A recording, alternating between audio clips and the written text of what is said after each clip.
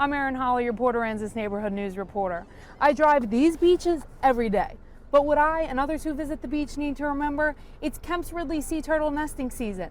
I went to the Amos Rehabilitation Keep here in Port A to find out how we can all play a part to avoid a turtle disaster.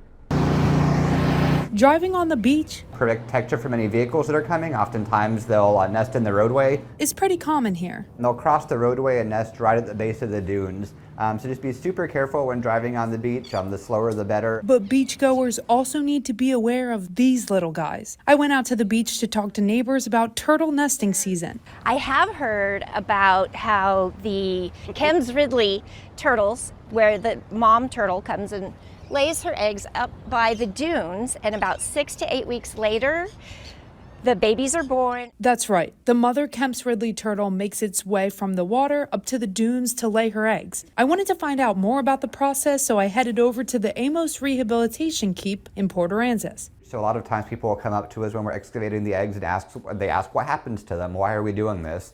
And there's a lot of threats that they face on the beach. There's ghost crabs, there's birds, there's coyotes, there's human interaction, there's high tides that can flood the nests out. Organizations like the ARC take the eggs from the nests to protect them until they're ready to hatch. They stay at the incubation facility at Padre Island National Seashore and are later released back onto the beach after they hatch. Last year was a record nesting year, so we seem to see more and more turtles on Mustang Island every year. And I found out that last year, the ARC recorded 25 Kemp's Ridley turtle nesting attempts on Mustang Island. Last year during this time, I caught up with Dr. Donna Shaver of Padre Island National Seashore, and she told me they were having a good nesting year in 2024 as well. Well, as human beings, we are the steward of wildlife, right? So it's really important that we watch out for endangered species, because if we don't, they could become extinct altogether.